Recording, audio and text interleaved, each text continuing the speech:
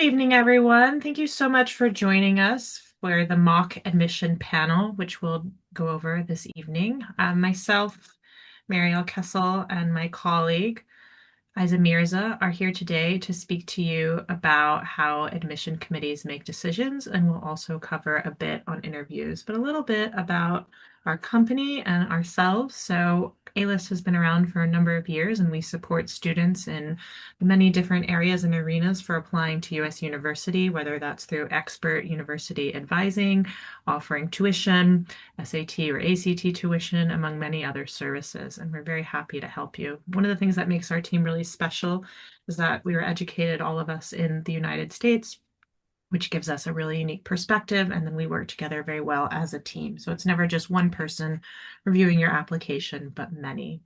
My personal background is that I was Associate Dean for undergraduate admission at Princeton University for a number of years, meaning that I sat on these very committees that we're going to go through with you at the very highest level, which enables me to then extrapolate as I give advice to students in terms of how they're applying and what their application strategies might be. Over to you, Isa. Thanks, Mariel, and hi everyone. Thank you for joining us today. I'm Isa Mirza, and I am a senior advisor here at A-List. I am our in-person school advising lead, and through that, I meet many of our students at schools where I'm deeply involved in all facets of the application process. So both helping students with their side, but also checking recommendation letters and uploading materials on the Common App. So I kind of get to see like both sides of that. As for my background, before A-List, I have been working in admissions advising since 2019, and I've worked with international students from pretty much across the world.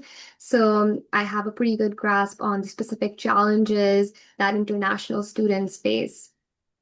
Great. So we will bring both of our perspectives to this evening. So first, it's really important that we cover what is holistic admission process and practice, which means that we'll also go over what is holistic admissions. We'll then cover how admission panels make decisions, followed by a bit of an interactive admissions decision between Isa and myself, and then we'll obviously ask you to participate a bit as the audience, and then we'll open it up to Q&A. So hopefully this gives you a good perspective and idea of how admission decisions are made, and when you're working with an advisor, what that advisor's practice is behind what they're giving you. So that can be really helpful just to understand what the background is. So this is a phrase that if you've ever attended anything having to do with US universities, you will hear a lot. So what is holistic admissions exactly? What it means is that every single one of these components comes together to play a part in the final decision that a committee renders on an application. So I often will have students ask me or tell me that they've been trying to look up what the recommended requirements for a university or a particular course in the US is, and they just can't find them. And then I say, remember how we talked about holistic admissions? And that is because there is there are no there are no established minimum cutoffs in terms of what the US is looking for, because they're going to take into consideration all of this information as they process and review your application. So what does all of this mean in practice, right? So they take into account both, so what all of this information comes from the application that you send in, the common application, as well as any supplemental information that the school asks you. So they will review your background information that you would fill out on the common application. They would consider how you're applying to their school, what decision process you're using. They would review your extracurricular activities via the common application. They would review your personal statement via the common application. They would review your supplemental essays via the common application. And then your school would send in letters of recommendation, your academic transcript, your and your school profile if they have a school profile. A school profile Is a document about your school, how many GCSEs are offered, how many students take what number of GCSEs, how do they perform, and the same goes for A levels or IB, or if you're in an American style school, what curriculum they happen to follow. So not all schools have a school profile, and if they do not have a school profile, then that actually tells the admission committee something else about your school, right? So perhaps they don't send anybody or very few people to the US. So that's also helpful information and is taken into consideration as part of this holistic admissions. The student is then asked to self-report ACT or SAT scores if they're submitting those, and then they do need to send in the official scores via those specific websites. Demonstrated interest is something that can play a role in the admission process, but it is not for all schools. There are lists available online, or in speaking to your advisor, they can give you a good sense of which school would track demonstrated interest. So whether or not you were perhaps able to visit campus, or if you were not, did you attend an online information session? Some schools want to see how often you're opening their emails and clicking on the various links. So it really just depends on which of those schools you're applying to. But if you're applying to schools that take into consideration demonstrated interest, then this is actually quite important to think about.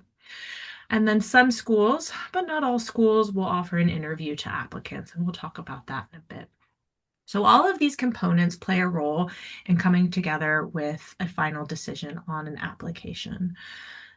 I would tell you that there are some pieces of this that are, if I were to have it be even more interactive, some bubbles will be a bit larger than other bubbles, but all of these play a singular role in that they help the admissions committee make a decision on you as an applicant and whether or not, one, you are a good fit for the university, meaning that you will go there and you will academically thrive, but two, and I think very, very importantly, and often students overlook this fact, is the university a good fit for you? Where is this a place where you will thrive and be happy? Not all schools are for all people, and that's something that is really important in this process and something I know I speak to my students about quite often, right? So it's not just getting a yes from every school we've applied to, but getting a yes from the schools we've applied to where you will have the best academic experience, you will have the best social and emotional experience, and you will enjoy yourself for the 4 years that you were there. So that all comes together and plays a huge role in this.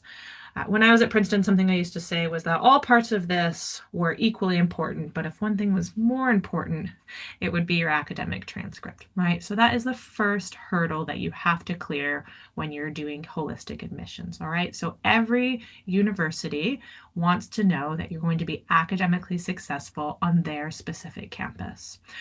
There is a level of selectivity in the States, just like there is around the world, and they want to make sure that you're going to be prepared to thrive and be successful there. So while all of these components are extremely important in the US process, you do have to clear that first academic hurdle, right? So they're going to pay particular attention to, again, it depends what type of school you're applying to, but we'll, for the sake of examples, consider A levels, right? They're going to look at your GCSE results, and then they're going to look at your A level predictions. They don't see your internal marks. Those are the two sets of grades that they receive, and that's what they're going to pay attention to. So that is a tremendous amount of focus on that. But again, they're looking to see, is this person going to be academically successful here? They're also going to pay attention to the courses that you've decided to pursue in secondary school. So what were the GCSEs you took and what were the A levels you took? Because they want to know that those align with, to some extent, the interests that you are purporting to have on the application. So that's actually extremely important. So if you tell them you'd like to be an engineer and you don't take any science or math at A level, right, then that tells the school that you're unlikely to be prepared to succeed in an engineering program at their school, right? So we do need to be thoughtful as we are applying to US universities, right? So the other thing that can be quite important, and that is, specifically post-COVID come back to be very important, are SAT and ACT scores.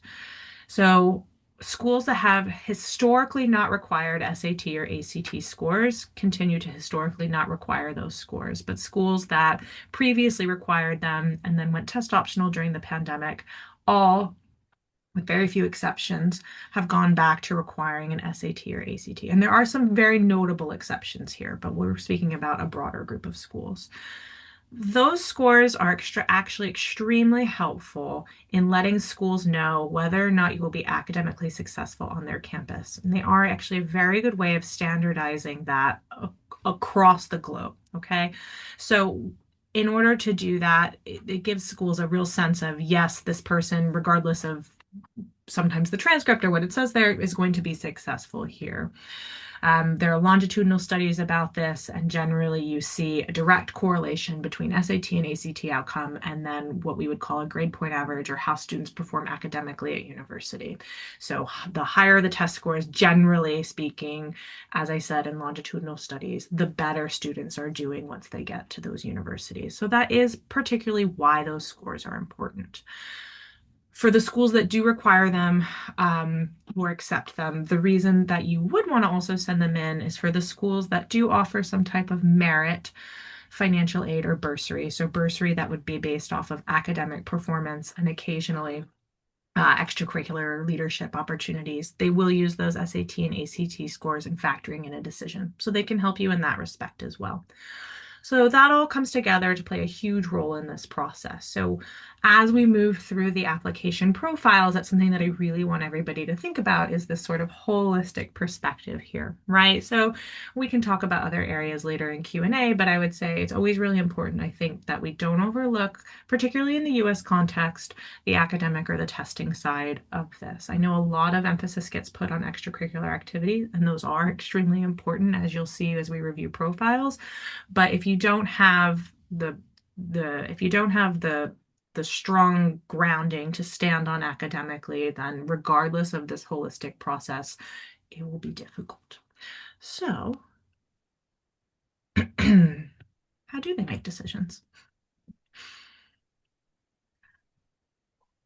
They spend a lot of time doing it, I'll tell you. So you get quite good at it, and you do it quite quickly. So when we're making decisions on an application, we think of all of the different components that we receive from an applicant. So we review the applicant's profile, which contains important demographic information for the admission committee to consider. What does that mean in practice, right? What type of background do you come from? Where might you live? What languages do you speak at home? All of that plays a role in the profile. In thinking about family, thinking about parents and siblings. Are you the first person to go to school abroad? Are you the first person to go to post-secondary school? Do you come from a large family or a small family? Where did your parents and or siblings attend university? All of that plays a part of a decision making.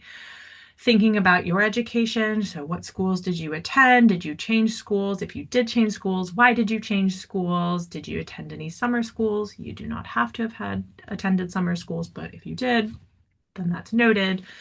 Have you won any academic awards that are notable that schools might mark down? And then testing, right? So I did really spend quite a bit of time on that. So everything I just said previously in the testing section. But really, the one thing I would add here is how are you performing compared to your peers? Something that's actually extremely important to remember in the US admission process is that you are not competing with students who go to other schools and have different opportunities from yourself. You are competing within your school group, right? So they're looking at you compared to your peers. They want to know, are you taking the most rigorous curriculum available to you? Are you performing well in that rigorous curriculum? How are you standing out amongst your peers, right? Like it would be truly impossible and honestly quite unfair to compare you to students who go to different schools and have very different opportunities from you. And that again is part of that holistic review of applications. They're going to review your activities. Now, this I know is where it really gets quite different, right, from UCAS. So really thinking about what are you involved in. You'll have 10 spots on the application to discuss what you do outside of the classroom. And we want you to spend particular time on this, right, because it's something that the admissions committee will spend time on. So after they assess, yes, you'll be academically successful, they move on to what I call the and now what. So they want to know, and now what will you do on our campus that will be exciting and make it a really vibrant place to be for all students? So that's where they spend a particular amount of time looking at that activities list and trying to get a sense of, in addition to performing very well academically, how have you been spending your time and what could they predict? How will you be on campus, right? So that's really important. The writing on the application, oftentimes I'll have students ask me or tell me really, a great essay is what gets you in. So no. A great essay is what we encourage all students to do, right? You do need to spend more time on this type of writing than you will have probably spent previously. But you do not, a great essay is not going to outweigh poor grades, for example. Okay. A great essay isn't going to outweigh having participated in no activities. All right. A great essay can supplement really good marks and really great activities, right? It can be what pushes something over into a yes, but it's not going to be the only thing that merits the yes. So it's something that's really important to understand that distinction. And then finally, committees take into consideration the counselor letter of recommendation, which often will come from a housemaster or form tutor or whomever, the recommendation letters from your teachers, and then, as I said, the school profile, should you have one. So all of this comes as part of the components that somebody, previously me, would go through and think about, is this a standout person for my academic institution? So what did I at Princeton need to look for that particular year? Generally, I'm looking, at Princeton, I'm looking for outstanding people who are outperforming on all levels in all areas, right? So that was what I was looking for. So outstanding musicians, outstanding mathematicians, outstanding engineers, the list goes on, right? So that's something that I was looking for. But as you'll see as we go on, other schools are going to look for other types of qualities, or perhaps demonstrated interest. So, Isa, I'll hand it over to you for this portion. All right, so now we will move on to the interactive admissions decision segment of our panel talk today. And this is going to be like one of our primary focuses. So what's going to happen is that we have prepared 3 sample student cases for you. And I will begin by sharing the student profiles with you, which includes their grades, extracurriculars, snippets from their recommendation letters, and supplemental essays. And then we will have a poll. And we would like your feedback as well, whether you think the student should be admitted, deferred, or waitlisted, or denied admission. We will then dive into our own interactive process, replicating what an admissions committee discussion could look like, and finally giving our take on whether we would accept the student or if we would decide a different fate for their application. So as we move forward, I would like to first introduce the university that we have chosen. So we're going to cosplay as admissions committee at USC, University of Southern California. USC is a very selective and increasingly popular university in downtown LA, which is recognized especially for its film and media as well as its business programs. However, it offers an array of courses that range from creative to academic and somewhat pre-professional options. So to tell you a little bit more about the campus culture at USC, it is very social. They have an emphasis on Greek life, but they have a collaborative and work hard, play hard mentality. So successful applicants will be students who are academically bright, but also have leadership, creativity, and entrepreneurial potential. For now, USC is test optional, but standardized tests are encouraged for competitive applicants. As Mariel stressed, standardized tests are really, really important, especially if you are coming from a school where most students are taking the SAT or the ACT and submitting those scores. It should also be noted that after piloting an early decision program last year just for their School of Business, USC has now announced students will be able to choose the early decision option for most majors, except for dance, drama, and music. Last thing to note about USC is that it does not deny any students in the early round. Instead, defers all early applicants to the regular round before making a decision. And with this knowledge about the university, let's look at our first applicant.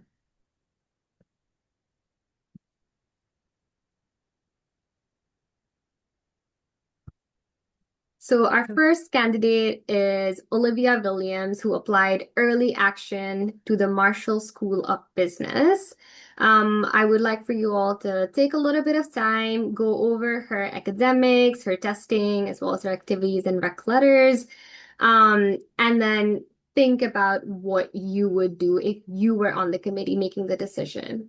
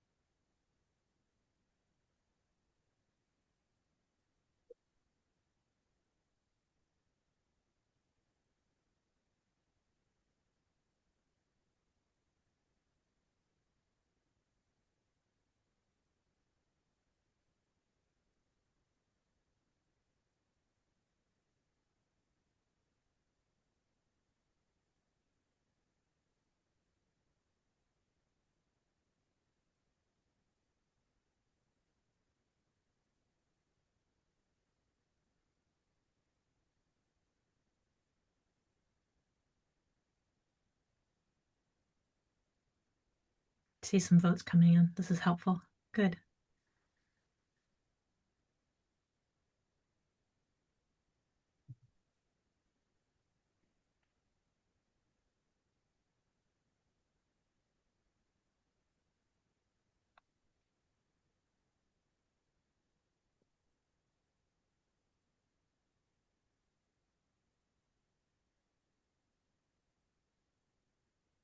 Should we move on to our next candidate, Isa?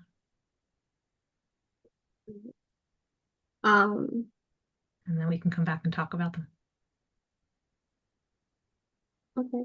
Can we move to the next slide? Yeah.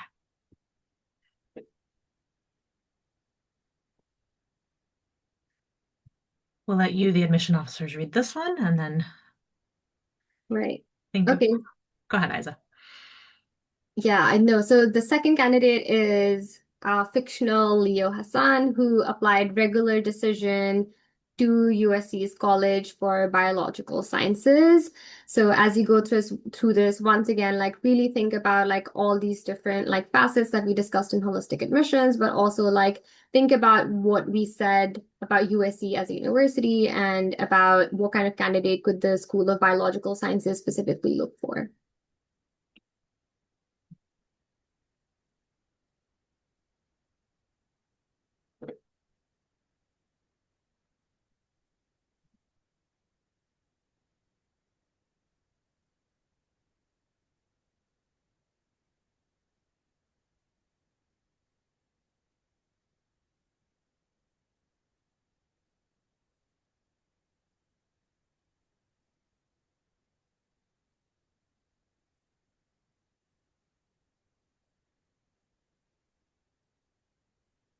So I think some of you may have already submitted the poll. I'm Wrong. not sure. That's okay. We can. We can, yeah, we can either reshare it or you can also always type your answers in the chat box and we can look at that there as well. That would be fine. We'll give this one a few more minutes though, and then a minute, and then we can move to the next one.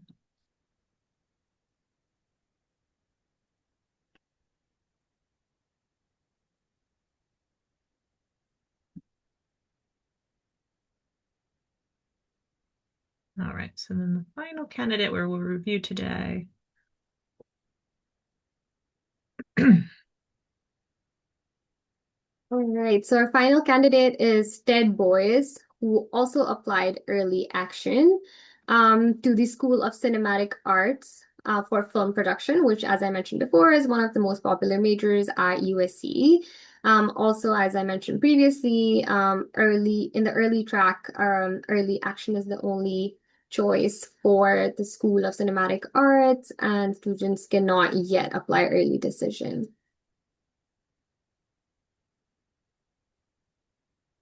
So for those of you who haven't submitted, if you want to use the poll, and for those of you who did, if you want to use the chat, that would be helpful.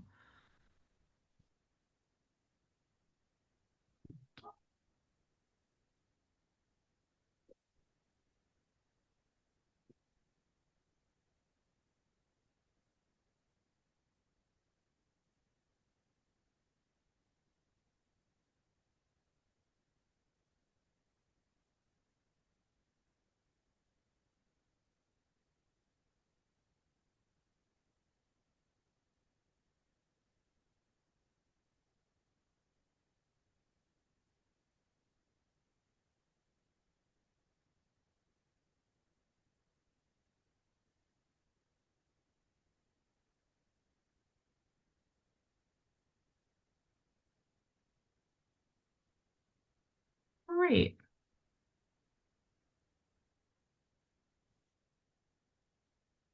Thank you all. So let's go back to my screen here. All right, so candidate one, Olivia Williams. So a real split here in terms of, oh, come on,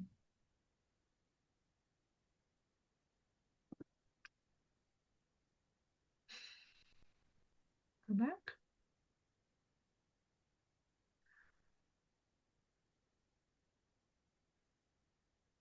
It seems like the system has made its decision. It has. It Really? doesn't want to show us Olivia here. All right. So, okay. So as we said, Olivia applied early action to the Marshall School of Business. As an admission officer at Marshall, I know how extremely competitive it is as a program, and I'm looking for students who are going to perform extremely well and who have demonstrated a true interest in the world of business. So as I review Olivia's application, I see some mixed grades here for the Marshall School. I see a much lower ACT score than is our median score. But what I see that I like is the school profile. So I know that Lorna's GCSE grades, I'm sorry, Olivia's GCSE grades are the highest in her year group, which helps me contextualize them. I see that she is considered an entrepreneur, but a team player. This is all speaking well of her.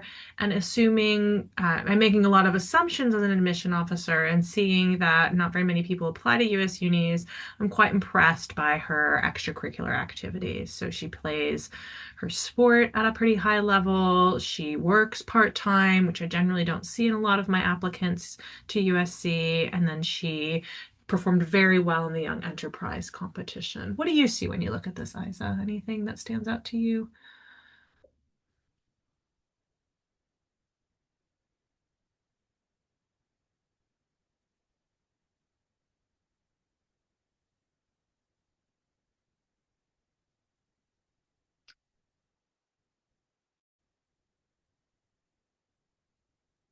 Sorry, I think I got muted.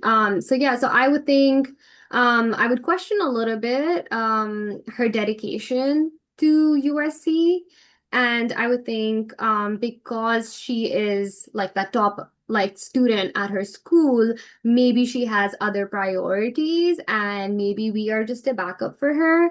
And just to give a little bit more context on that, this is something that universities look into because our yield, which is how many students we give an offer of admission to, and how many end up coming to us, actually plays a role in our rankings, right? So I think that's maybe what I would do. Like I would question her loyalty a little bit. I'm still interested, but maybe I would want to wait and see if she's still willing to come to us or if she hasn't like already gotten in somewhere else in the regular round. So you're a defer to regular. Yeah. Okay, so I'm also a defer to regular, but my decision making here is to see if she can pull that psychology predicted B up to an A. So I want to know how hard is she willing to work to move that up and if I can see any sort of change in that. So that's something that I'm going to take into consideration. Then the ball is actually in Olivia's court here. Olivia has the opportunity to send in a letter of continued interest, letting us know that we're a top choice, perhaps having that grade changed, letting us know if she doesn't, maybe that's okay in the long run because perhaps her Young Enterprise team won, right? So there are a lot of reasons that we might take her in regular decision. So let's move on to Leo. Isa, why don't you start? Sure. All right. So Leo to me on first glance looks amazing, right? His SAT score is really high. He is taking probably a little bit more. I mean, I guess his school is a top boarding school in the UK, but he's taking ten subjects.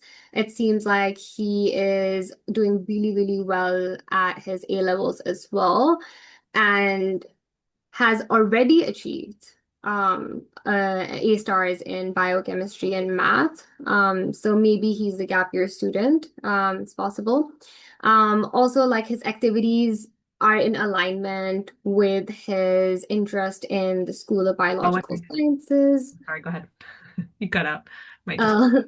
Uh, okay, yeah. So, I mean, his NHS internship in the cardiology unit is very interesting to me. Also, like he has been taking part in like competitions and won silver in the Bio Olympiad.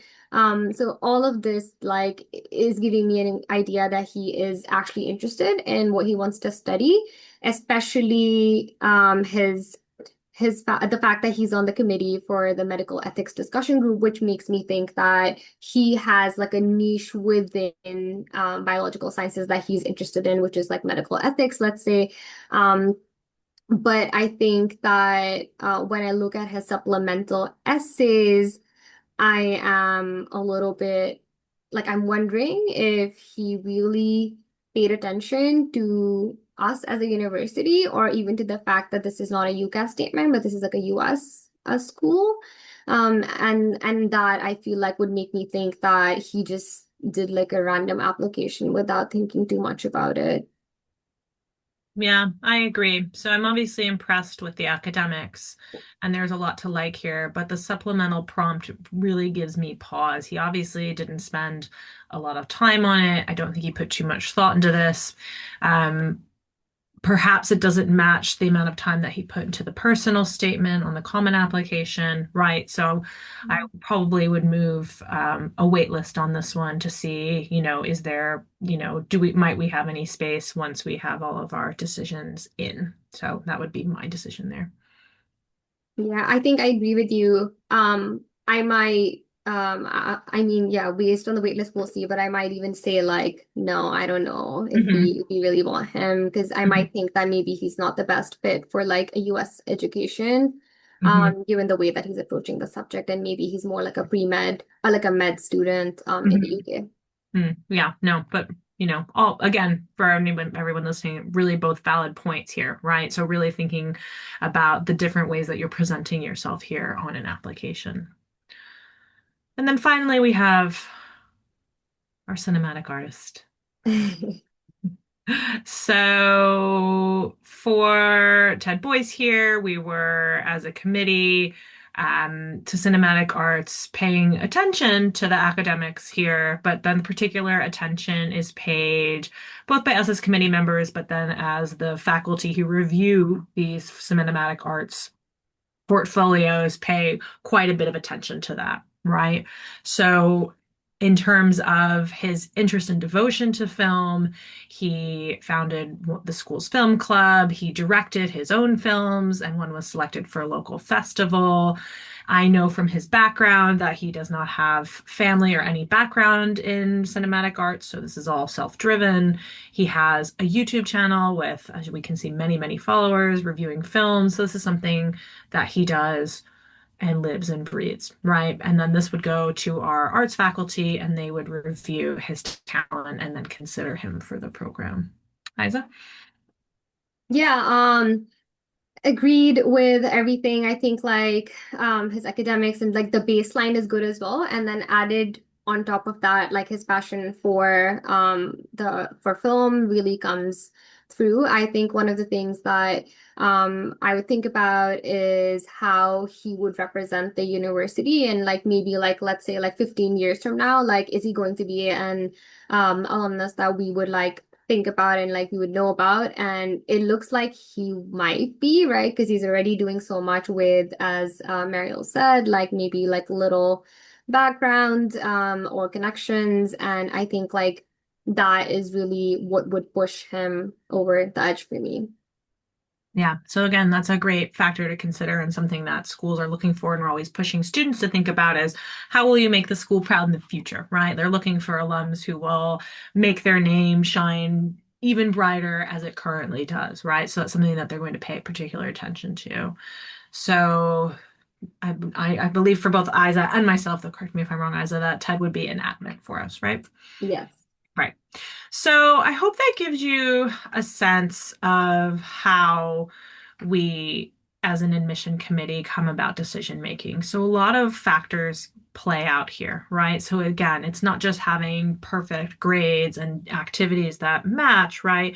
It also has to do with the writing on the application, what the school is looking for, how you're presenting yourself. All of that comes together to play a role in the final decision that gets rendered. So all of that, we hope is helpful as you think about the way you're going to present yourself on applications, right? Including applications, perhaps like our second applicant, that maybe isn't one that you're the most excited about doing, right? But as I tell my students, everybody needs at least one offer, and we have to work hard for all of those offers, right? So we really need to think about that, particularly if the US is the only country that you're applying to.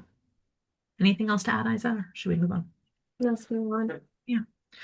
So, what is the role of interviews and alumni interviews? So this is a question that comes up quite a lot, generally starting in November when these interviews start to roll out.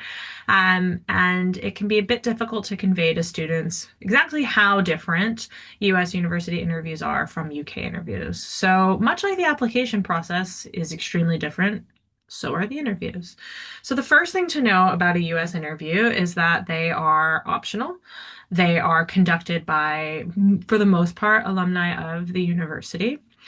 There are some cases, which we'll talk about in a bit, in which you might do them with an admission officer, but that's a different type of school from honestly most of our UK students are applying to, or students abroad.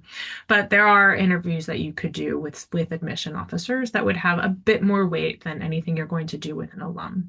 But the interview, as I said, it's going to be informal. It will be with an alumni. It will not be with somebody who is affiliated with the university in terms of the admission committee, right?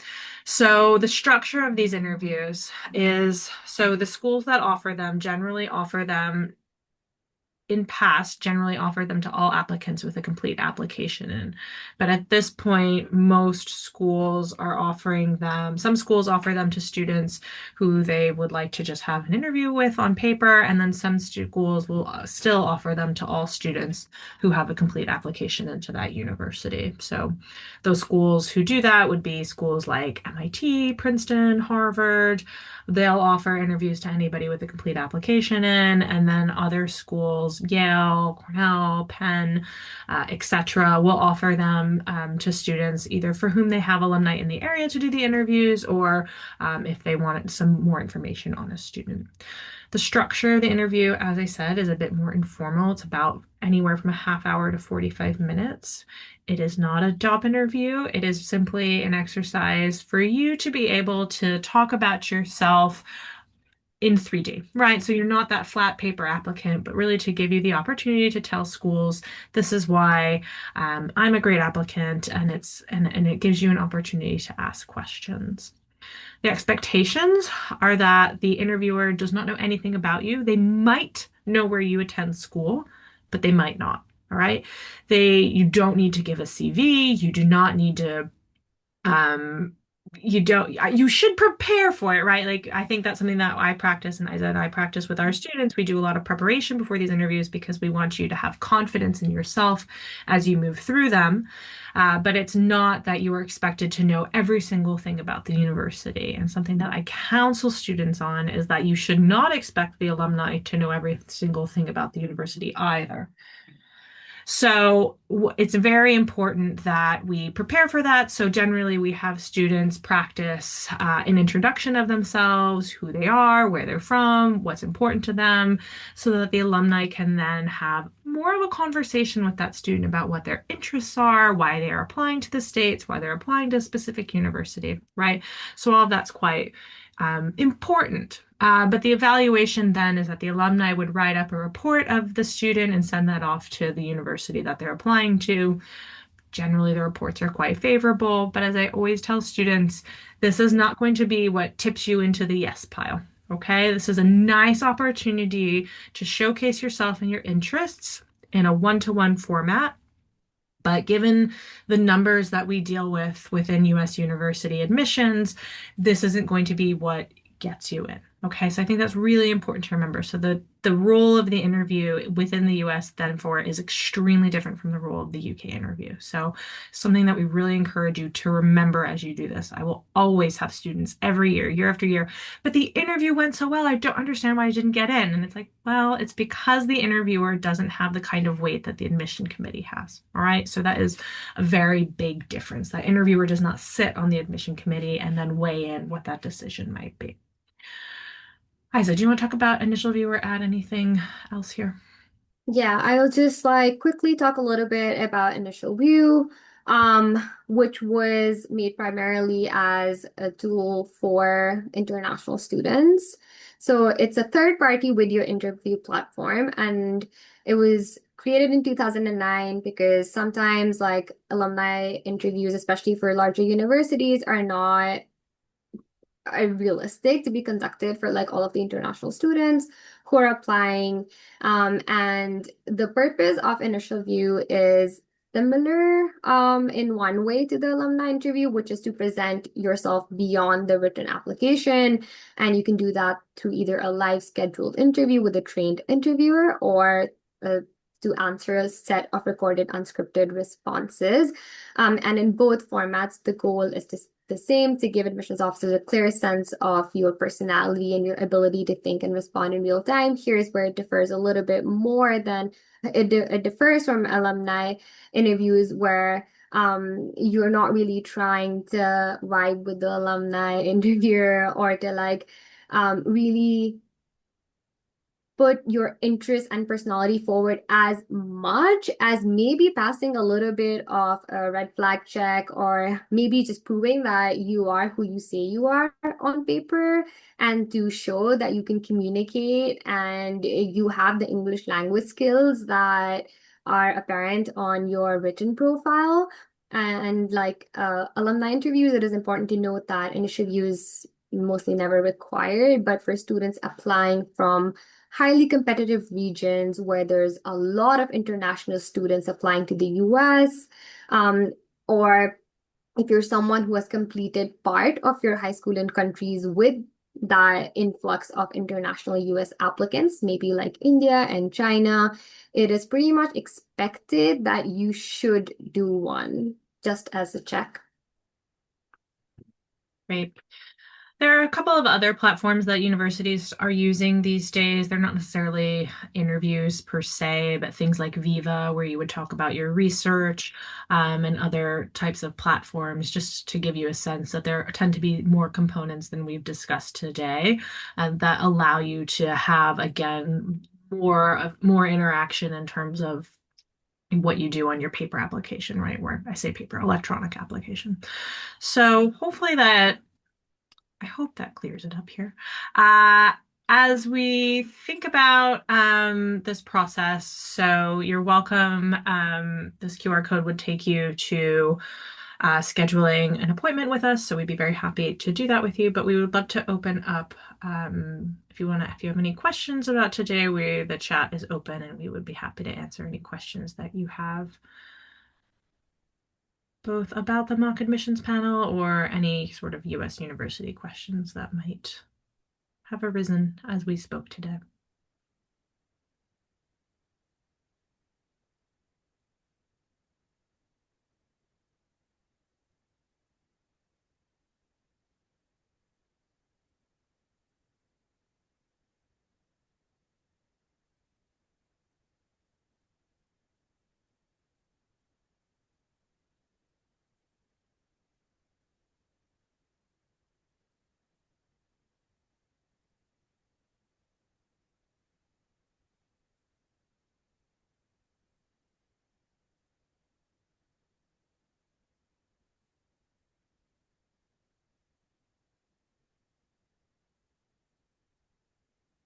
I will give it another minute, and then if there's nothing, it was lovely to have all of you join us here this evening. I hope this was helpful as you think about how you prepare your application, the amount of time that goes both into the application in terms of your preparation of it, as well as how much the admission committee, the amount of time that they spend on your application, right? So it is quite a thoughtful process. Well, great. We appreciate it. If you have further questions, you're more than welcome to reach out, as I said, and our team will answer that for you. So thank you all so much, and we hope you have a great evening. Thank you all for coming. Bye.